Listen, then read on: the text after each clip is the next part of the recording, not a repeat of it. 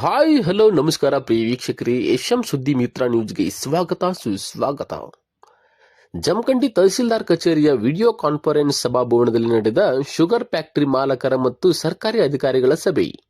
ಹೌದು ಪ್ರಿಯ ವೀಕ್ಷಕರೇ, ಕಬ್ಬು ಹಂಗಾಮಿನಲ್ಲಿ ಕಬ್ಬು ಸಾಗಿಸುವುದಾರರು ಒಂದು ಟ್ರ್ಯಾಕ್ಟರ್ ಇಂಜನಿಗೆ 3-4 ಟ್ರೇಲರ್ಗಳಿಂದ ಸಾಗಿಸುವುದನ್ನು ತಡೆಗಟ್ಟಲು ವಾಹನಗಳಲ್ಲಿ ಟೇಪ್ ರೆಕಾರ್ಡರ್ಗಳನ್ನು ಅಳವಡಿಸಿ ಕರ್ಕಶ ಶಬ್ದ ಮಾಲಿನ್ಯ ಮಾಡುವುದು, ಬೇರೆ ವಾಹನಗಳ ಹಾರ್ನ್ ಕೇಳದೆ ವಾಹನ ಚಾಲನೆ ಮಾಡುವುದನ್ನು ನಿರ್ಬಂಧಿಸುವುದು ಮತ್ತು ಕಬ್ಬು ಸಾಗಿಸುವ ವಾಹನ ರಿಫ್ಲೆಕ್ಟರ್ ಟೇಪ್ ಅಳವಡಿಸುವುದು ಹಾಗೂ ಕಾರ್ಖಾನೆಯ ಆವರಣದಲ್ಲಿರುವ ಲೋಪಗಳನ್ನು ಸರಿಪಡಿಸಲು ನಿರ್ದೇಶನ ನೀಡುವುದು ಹಾಗೂ ಕಬ್ಬು ಸಾಗಾಣಿಕೆದಾರರಲ್ಲಿ ಜಾಗೃತಿ ಮೂಡಿಸುವ ಕುರಿತಂತೆ ಇತರೆ ವಿಷಯಗಳನ್ನು ಚರ್ಚಿಸಲು ಸಭೆ ನಡೆಸಲಾಯಿತು. ಈ ಸಂದರ್ಭದಲ್ಲಿ ಉಪವಿಭಾಗಾಧಿಕಾರಿಗಳು Shweta Bidikar, DYSP Zameer sir, RDO Jairam Nayak, CPI Mallappa Maddi, tahsildar Anil Badiger, ಇನ್ನೂ ಹಲವು ಅಧಿಕಾರಿಗಳು ಮತ್ತು ಸಕ್ಕರೆ ಕಾರ್ಖಾನೆಯ ಅಧಿಕಾರಿಗಳು ಸಭೆಯಲ್ಲಿ ಉಪಸ್ಥಿತರಿದ್ದರು. ವರದಿ ಶ್ರೀಕಾಂತ್ ಮಠಪತಿ, ಎಂ ಸುದ್ದಿ ಮಿತ್ರ ನ್ಯೂಸ್, ಜಮಖಂಡಿ. 25 ಕಿಲೋಮೀಟರ್ ಇವರು ಡ್ರೈವರ್ಗಳು ಎಲ್ಲೆಲ್ಲೋ ಡಾಬಾದಲ್ಲಿ ಕೂತ್ಕೊಂಡು ಎಣ್ಣೆ ಹೊಡೆದು ಸೈಡ್ ಆಗಿಬಿಡ್ತಾರೆ. ನಿಲ್ಲಿಸೋ ಅವಶ್ಯಕತೆ ಇಲ್ಲ. ಲೋಡ್ ಆಯ್ತು ಅಂತಂದ್ರೆ ನೇರವಾಗಿ ತಮ್ಮ ಫ್ಯಾಕ್ಟ್ರಿ ಬಂದು ರೀಚ್ ಆಗ್ಬೋದು. ಒಂದು 2-3 ಅವರ್ಸ್ ಅಲ್ಲಿ ರೀಚ್ ಆಗುತ್ತೆ. ಅವರೆಲ್ಲೋ ಇದು ಮಾಡ್ಕೊಂಡು ನಿಂತ್ಕೊಂಡಿರ್ತಾರೆ. ರೇಡಿಯಂ ಇರೋದಿಲ್ಲ. ಯಾವನೊಬ್ಬನು ಬಂದು ಹಿಂದ್ಗಡೆ ಹಿಂದಿದ್ದವನು ಹೊಡಿತಾನೆ. ಆಮೇಲೆ ಇವನು ನೋಡಿದ್ರೆ ಇವನು ತಪ್ಪಲ್ಲ ಅಂತ ನಾವು ಅನ್ಕೋಬಹುದು. ಬಟ್ ಅದು ತಪ್ಪಾಗಿ ಪಾರ್ಕಿಂಗ್ ಮಾಡಿರ್ತಾರೆ. ಆಮೇಲೆ ಚಿಕ್ಕ ರಸ್ತೆಯಲ್ಲಿ ಗಾಡಿ ನಿಲ್ಸ್ಕೊಂಡು ಲೋಡ್ ಆಗಿದ್ದ ಗಾಡಿ ನಿಲ್ಸ್ಕೊಂಡ್ಬಿಡ್ತಾರೆ. ಇದನ್ನ ಅವಾಯ್ಡ್ ಮಾಡಿ ತಮ್ಮದೇ ಯಾಕಂತ ಈಗ ನಾವೇ ಅಧಿಕಾರಿಗಳು ನಾವು ಮಾಡ್ಬೇಕಂತಕ್ಕಿಂತ ತಾವು ಫ್ಯಾಕ್ಟ್ರಿಯವರು ಅದ್ರ ಕೈ ಜೋಡಿಸ್ಬೇಕಾಗುತ್ತೆ. ಈಗ ನೋಡಿ, ಮೊನ್ನೆ ನಮಗೆ ಶಮೀರ್ಪಾಡಿ ದುರಂತದಲ್ಲಿ ಸುಮಾರು 47 ಗಾಡಿಗಳು ಅನಾಹುತಗೊಳ್ಳೋದು. 47 ಗಾಡಿಗೆ ಅದರಲ್ಲಿ ಥರ್ಡ್ ಪಾರ್ಟಿ ಇನ್ಶೂರೆನ್ಸ್ ಒಂದು 5-6 ಗಾಡಿ ಬಿಟ್ರೆ ಆಮೇಲೆ ಅವುಗಳ ಆಗದಂತೆ ಇನ್ಶೂರೆನ್ಸ್ ಮಾಡಿದ್ದಾರೆ ಕೆಲವು. ತಾವು ಹೇಳ್ತೀರಾ ಏನೋ ಇದು ನಾವು ವ್ಯಾಲಿಡ್ ಡಾಕ್ಯುಮೆಂಟ್ಸ್ ಇದ್ದು ನಾವು ಗಾಡಿ ಮಾತ್ರ ಎಂಟ್ರಿ ಮಾಡ್ತೀವಿ. ಈ ಶಮೀರ್ವಾಡಿ ಫ್ಯಾಕ್ಟ್ರಿ ಏನೋ ಸಣ್ಣ ಪ್ರಮಾಣದಲ್ಲಿ ಅನಾಹುತ ಆಯಿತು, ಸರಿ.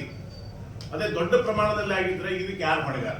ಪ್ರಶ್ನೆ ಏನಂತಂದ್ರೆ, ನೀವು ಎಂಟ್ರಿ ಮಾಡ್ಕೊಂಡು ಅವ್ರು ಕೊಟ್ಟು ಟ್ರಾಕ್ಟರ್ ಬೇರೆ ಇರ್ತದೆ, ಅದಕ್ಕೆ ಡಾಕ್ಯುಮೆಂಟ್ ಇನ್ಶೂರೆನ್ಸ್ ಇರುವುದೇ ಇಲ್ಲ.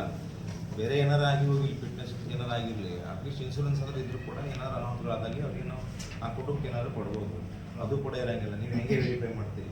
ನಿಮ್ಮ ಹತ್ರ ಯಾವಾಗ ನೀವು ಅವ್ರೊಟ್ಟಿಗೆ ಒಂದು ಬಾಂಡ್ನ ಮಾಡ್ಕೋತೀರಿ, ಆ ಟೈಮಲ್ಲಿ ಅವ್ರು ನಂಬರ್ ಹಾಕಿ ಕೊಡ್ತಾರೆ, ಅದು ವೆರಿಫೈ ಮಾಡುವಂಥ ಅದೇ ಬಂದಿದೆಯಲ್ಲ ಅಂತ ನೋಡೋದಿಲ್ಲ. ಫ್ಯಾಕ್ಟ್ರಿ ಸ್ಟಾರ್ಟ್ ಆಗ್ತೀನಿ ಮುಂಚೆ ಮೊಟ್ಟಿಗೆ ಮೀಟಿಂಗ್ ಮಾಡ್ತಾರೆ, ಗೊತ್ತಲ್ಲ, ಪ್ರತಿಯೊಂದು ಮೀಟಿಂಗ್ ಅಟೆಂಡ್ ಮಾಡ್ತಾರೆ, ಏನು ಮಾಡಬೇಕು ಅಂತ ಹೇಳ್ತಾರೆ. ನೀವು ಎಂಥದ್ದು ಮಾಡೋದಿಲ್ಲ. ಎತ್ತಿನ ಗಾಡಿಗೆ ಈಗ ಸರ್ ಹೇಳಿದ್ರು, ಹಾಂ, ಹಿಂದ್ಗಡೆ ಕಟ್ಟಬೇಕು ಮತ್ತು ಮುಂದ್ಗಡೆನೂ ಬೇಕು. ಮುಂದ್ಗಡೆ ಆರಾಮ್ಸೆ ಕಟ್ಬೋದು, ಹಿಂದ್ಗಡೆ ತೊಂದರೆ ಆಗ್ಬೋದು ಅಂತ. ಕಬ್ಬು ಹಾಕಿರ್ತಿರಲ್ಲ, ಅದಕ್ಕೆ ಒಂದು ರೌಂಡ್ ಸುತ್ತಿ ಬಿಟ್ಟರೆ ಸಾಕು, ಏನು ತೊಂದರೆ ಇಲ್ಲ, ಆದರೆ ಕಟ್ಟಾಗುತ್ತೆ. ಎರಡನೇದು ಇನ್ನೂ ನೀವು ಈಸಿ ಮಾಡಬೇಕಂದ್ರೆ ಅವ್ರ ಎತ್ತುಗಳಿಗೆ ಕೋಡ್ ಇರಲ್ಲ, ಕೋಡ್ಗಳಿಗೆ ಒಂದು 3 ರಿಂಗ್ ಕಟ್ ಮಾಡಿಬಿಟ್ರೆ ಸಾಕು, ಶೈನ್ ಆಗ್ತದೆ. ಅದು ಸ್ವಲ್ಪ ಆಕ್ಸಿಡೆಂಟ್ ಅವಾಯ್ಡ್ ಮಾಡೋಕ್ಕೆ ಅನುಕೂಲ ಆಗ್ತದೆ. ಟ್ರ್ಯಾಕ್ಟರ್ಗಳಿಗೆ ಹಿಂದ್ಗಡೆ ಕಂಪಲ್ಸರಿ ಕಟ್ಟಿಸ್ಲೇಬೇಕು. ಅವ್ರಿಗೆ ನೀವು ಹೇಳಬೇಕು ಏನಂತಂದ್ರೆ, ಗಾಡಿ ಏನಾದರೂ ಬ್ರೇಕ್ ಡೌನ್ ಆದರೆ ರಸ್ತೆ ಮೇಲೆ ನಿಲ್ಲಿಸ್ಕೊಂಡು ಹೋಗ್ತಾರೆ. ರಾತ್ರಿ ಹೊತ್ತಲ್ಲಿ ಮೊನ್ನೆ ನೈಟ್ ನಾವು ಗದಗ ಹೋಗ್ತಿರ್ಬೇಕಾದ್ರೆ ಒಂದು 3 ಗಾಡಿಗಳು ರಸ್ತೆ ಸೆಂಟ್ರಲ್ಲಿ ನಿಂತಿರ್ತಾರಲ್ಲ, ಯಾರು ನಿಂತಿಲ್ಲ, ಅವು ಕಾಣೋದೇ ಇಲ್ಲ. ಅದು ಕಾಣೋದಿಲ್ಲ. ಹಾಂ, ಕೆಲವೊಂದು ಟ್ರ್ಯಾಕ್ಟರ್ ಇರ್ತದೆ, ನೀವು ಅದು ಯಾವುದೂ ನೋಡಂಗಿಲ್ಲ. ನಿಮ್ಮಲ್ಲಿ ಟ್ರ್ಯಾಕ್ಟರ್ ಒಳಗಡೆ ಬರುತ್ತೆ. ಫ್ಯಾಕ್ಟ್ರಿಗೆ ಹೊರಗಡೆ ಹೋಗುವಾಗ ನೀವೆಲ್ಲ ಚೆಕ್ ಮಾಡಿ ಕಳಿಸ್ಬೋದಲ್ಲ ಅವ್ರಿಗೆ, ಯಾಕೆ ಹೇಳೋದಿಲ್ಲ. ಮತ್ತು ಇನ್ನೊಂದು ನೀವು ಮುಂದುವರೆದು ಏನು ಮಾಡೋದು, ನೈಟ್ ಮತ್ತು ಸಾಯಂಕಾಲ ಆದ ತಕ್ಷಣ ನಿಮ್ಮದು ಓಡಾಟ ಜಾಸ್ತಿ ಆಗ್ತದೆ ಟ್ರ್ಯಾಕ್ಟರ್ಗಳು. ಅದನ್ನು ನೀವು ಸ್ವಲ್ಪ ಅವಾಯ್ಡ್ ಮಾಡಿಸ್ಬೇಕು. ಏನು ಮಾಡ್ತೀರಿ, ಹೆಂಗೆ ಮಾಡ್ತೀರಿ ನಿಮಗೆ ಗೊತ್ತಿರ್ತದೆ. ಅವ್ರು ಏನಲ್ಲಿ ಬರಲಿ, ರಾತ್ರಿ ಅದಂತ ಜಾಸ್ತಿ ಆಗ್ತದೆ. ಆಮೇಲೆ ರಾತ್ರಿ ಒಳಗಡೆ ಬರುವಾಗ ಅವರು ಡ್ರಿಂಕ್ ಮಾಡಿದ ಬಗ್ಗೆ ಏನಾದ್ರು ಚೆಕ್ ಮಾಡೋಕ್ಕೆ ನಿಮ್ಮ ಹತ್ರ ಇದ್ದರೆ ಅದ್ರ ಬಗ್ಗೆ ವ್ಯವಸ್ಥೆ ಮಾಡ್ಕೊಳ್ಳೋ ಹೋಗ್ತಾರೆ.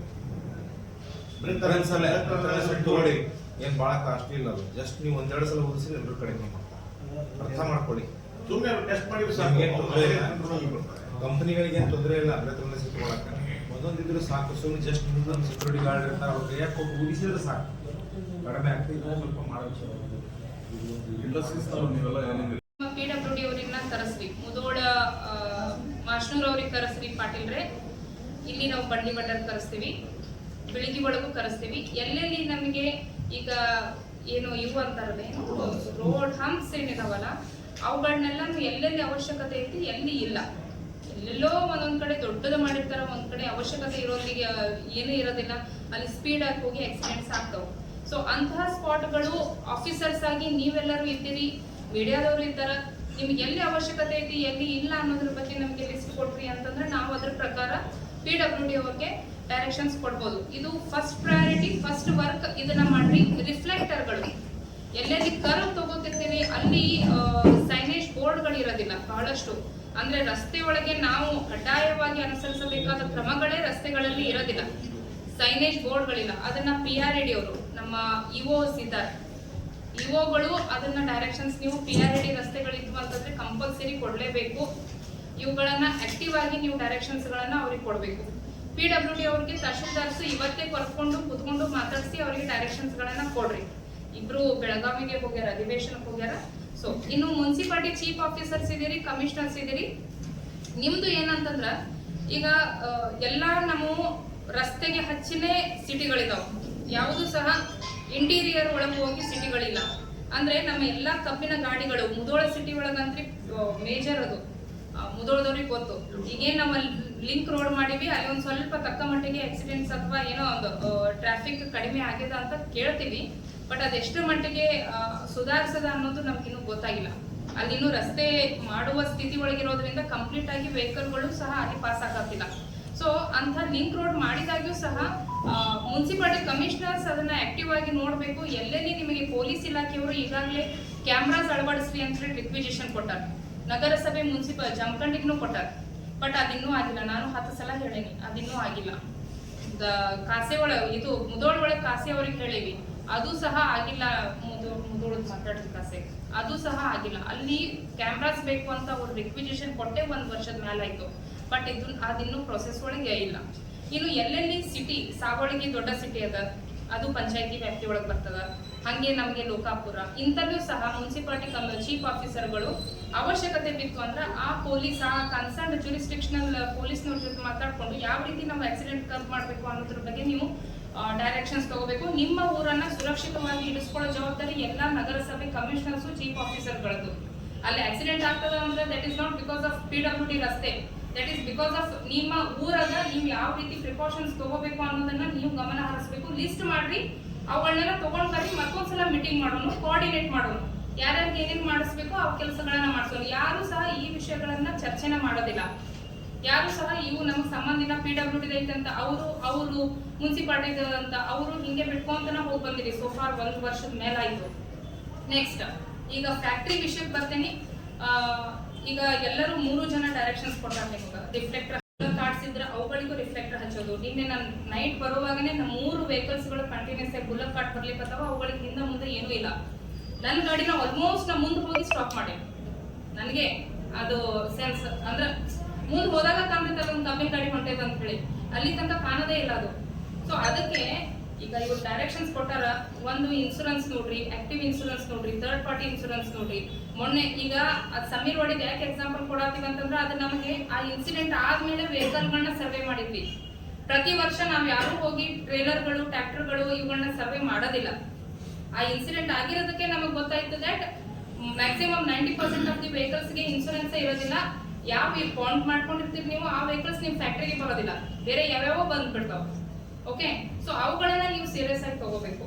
ದಿಸ್ ಈಸ್ ನೀವು ಹೆಂಗ್ ಶುಗರ್ ಫ್ಯಾಕ್ಟರಿಗೆ ಕಬ್ಬು ಕಳಿಸೋದು, ಕಬ್ಬಿನ ಬೆಲೆ, ಕಬ್ಬಿನ ಕಟಾವು ಏನೇನು ಆಯ್ತಲ್ಲ ಅದೊಂದು ಪಾರ್ಟ್ ಆದಂದ್ರೆ this is also very important part.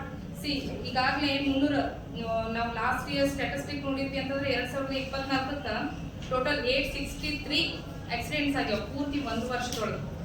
ಇನ್ನು ನಮ್ಮ ಡಿಸೆಂಬರ್ ಅಂತ್ಯ ಆಗಿಲ್ಲ, ಆಲ್ರೆಡಿ 792 ಆಕ್ಸಿಡೆಂಟ್ಸ್ ನಮ್ಮ ಇಡೀ ಡಿಸ್ಟ್ರಿಕ್ಟ್ ಒಳಗೆ. ಅಂದ್ರೆ ಮೇ ಬಿ ಈ ಸ್ಟ್ಯಾಟಿಸ್ಟಿಕ್ ನಾವು ಈ ವರ್ಷ ಮುಗಿಯೋದ್ರೊಳಗೆ ರೀಚ್ ಆಗ್ಬಿಡ್ತೀವಿ. ಸೊ ಎಲ್ಲಿಯೂ ಸಹ ಕಡಿಮೆ ಆಗ್ಲಿಕ್ಕತ್ತಿಲ್ಲ. ಈ ಆಕ್ಸಿಡೆಂಟ್ ಆಗುವಂತ ಒಂದು ಏನು ಅಪಘಾತಗಳಿದಾವಲ್ಲ ಎಲ್ಲೂ ಸಹ ಕಡಿಮೆ ಆಗ್ಲಿಕ್ಕತ್ತಿಲ್ಲ. ಸೊ ಅದಕ್ಕೆ ನಾವು ಆಫೀಸರ್ಸ್ ನಮ್ದು ಎಷ್ಟು ಜವಾಬ್ದಾರಿ ಐತೆನೋ ಹಂಗೆ ಸಾರ್ವಜನಿಕರದು ಐತಿ. ವಿದ್ಯಾರ್ಥಿಗಳು ಗಾಡಿ ಓಡಿಸೋದು, ಹೆಲ್ಮೆಟ್ ಹಾಕೊಳ್ಳೋದು. ಆಮೇಲೆ ಮೊನ್ನೆ ಏನ್ ಇನ್ಸಿಡೆಂಟ್ ಆಯ್ತು, 4 ಜನ ಹೆಂಗ್ ಸತ್ರು, ಅದಂತ್ರಿ ಕೇಳೋದಕ್ಕೆ ಸಹನೀಯ ಆಗೋದಿಲ್ಲ. ಅವ್ರ ಫ್ಯಾಮಿಲಿ ಮೆಂಬರ್ಸ್ ಹೆಂಗ್ ಸೆಸ್ಕೊಳ್ಲಿಕ್ಕತ್ತಾರೋ ಗೊತ್ತಿಲ್ಲ. ಅಷ್ಟು ರ್ಯಾಶ್ ಆಗಿ ಗಾಡಿ ಹೊಡೆಯೋದು ಅದೆಲ್ಲ ಸಾರ್ವಜನಿಕರು ಸಹ ಅಷ್ಟೇ ಜವಾಬ್ದಾರಿ ಇರ್ತದ. ಅವರು ಸಹ ಇನ್ಶೂರೆನ್ಸ್ ಇದು ಲೈಸೆನ್ಸ್ ಇಶ್ಯೂ ಮಾಡಿರಂಗಿಲ್ಲ. ನಾವೇ ಎಷ್ಟೋ ಹುಡುಗರಿಗೂ ಲೈಸೆನ್ಸ್ ಇಶ್ಯೂ ಮಾಡ್ತೀವಿ ಅಂತ ಹೇಳಿ ಕಳಿಸ್ತೀವಿ. 18, 21, 22 ಆದ್ರೂ ಲೈಸೆನ್ಸ್ ಮಾಡ್ಕೊಳಂಗಿಲ್ಲ, ಹಂಗೆ ಓಡಾಡಿಸ್ತಿರ್ತಾರ. ನಾವು ಎಜುಕೇಟ್ ಮಾಡ್ತಿರ್ತೀವಿ.